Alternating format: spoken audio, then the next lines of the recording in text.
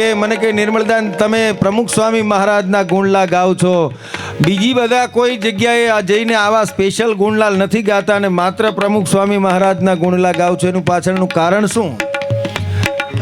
મેં મારી ભાષામાં, મારી સાદી, મારી સમજ પ્રમાણેની ભાષા, કારણ પ્રમુખ સ્વામી મહારાજ એટલે એક એવું વ્યક્તિત્વ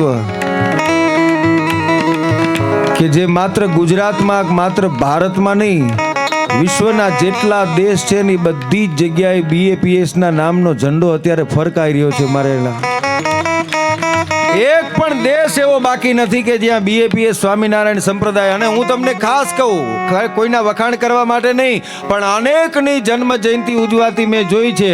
પ્રમુખ સ્વામી મહારાજનો શતાબ્દી મહોત્સવ અમદાવાદમાં ઉજવાણો એવો શતાબ્દી મહોત્સવ હજી સુધી મેં કોઈ જગ્યાએ નથી.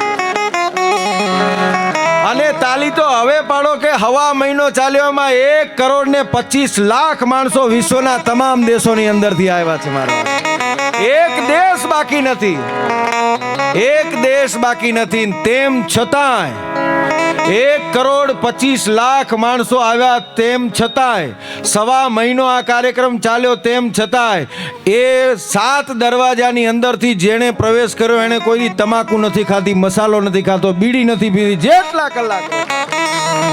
સાહેબ આનો પરચાને કોઈ સિંગડા ન હોય, એ તો અહેસાસ કરવાનો વિષય છે. આવો કોક દિવસ જન્મ શતાબ્દી મહોત્સવના દર્શન કર્યા હોય ને ખબર પડે 80,000 કાર્યકર્તાઓએ પોતાની સેવા આપી છે. એક વખત જોરદાર તાલીઓના ગડગડાટ સાહેબ. અને કેવા કેવા કાર્યકર્તાઓ. આ તો હું તમને હાવ સાચી વાત કરું છું, તમને સારું લાગે એટલા માટે નહીં, મારો જાત અનુભવ હું તમને કહું છું. કલાકાર તરીકે મને આમંત્રણ મળ્યું હતું, એટલે મને થોડુંક એમ હતું આપણે થોડા VIP છીએ, પેલી કારમાં ફેરવે ને 2-4 જણા ફોટા પાડે ને વિડીયો ઉતારે, આપણને થોડીક આમ, હું માણસ છું ને યાર, મને એમ થઈ ગયું કે આપણે VIP માણસ છે. એટલે હું જેમ આમ 24 કલાક તો ઘરે એવું તો રહેતા જ ના હોય આપણે, પણ આમ VIP ની સ્ટાઇલમાં હું ચાલતો જતો હતો ને વળી પાછો આમ જોતો જઉં ને આ તે, પછી બરાબર અડધું ફર્યા આવે ને પછી જમવા ગયા. મને અંદર હવા હતી કે આપણે VIP વાહ ગઢવી ભાઈ ગઢવી પોલો કારમાં ફરે, આપણને હવા ગતિ. આ કેમેરા ચાલુ છે ને કહું છું. પછી એ VIP એરિયાની અંદર અમને જમવા માટે લઈ ગયા, અને એવી જગ્યા 5 સ્ટાર હોટલ તો એની પાસે કૂચા કહેવાય એવી જગ્યાએ. મારી સાથે એક જણો હતો, મને કે મસાલો ખાવો છે પણ એમ થાય છે કે કાગળિયું ક્યાં નાખવું. આ હકીકત હો ભાઈ. અને મને ઓલો VIP નો પછી અમે જમતા પછી એક જણ ભાઈ મને પીરસવા માટે આવ્યો. મને મનમાં એમ હતું કે આપણે VIP, પણ એ ભાઈ પીરસવા આવ્યા ને એની ઉપર આપણને એમ થાય સેજ રોફ પાડીએ, સપાટો પાડીએ ને એમ. એટલે મેં પૂછ્યું, મેં કીધું કેમ છો ભાઈ, મજામાં? મને કે જય સ્વામિનારાયણ, મજામાં. મેં કીધું શું કરો છો તમે?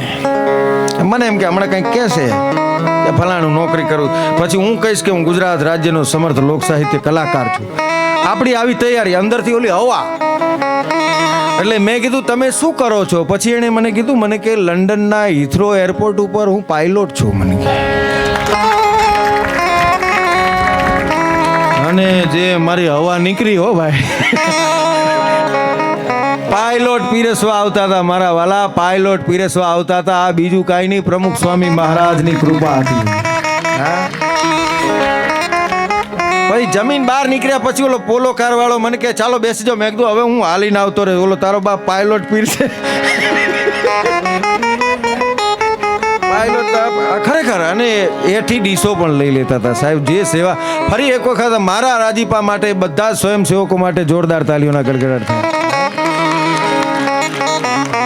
અને પ્રમુખ સ્વામી મહારાજ જેવી મારીને તમારી ઉપર કૃપા કરીને ગયા, એવી તમામ પ્રકારની કૃપાનો લાભ અત્યારે હાલ આપણે બધા લઈ ગયા છીએ. કારણ કે આપણી પાસે અત્યારે પ્રગટ ગુરુ હરિ મહંત સ્વામી મહારાજની કૃપાનો વરસાદ થાય.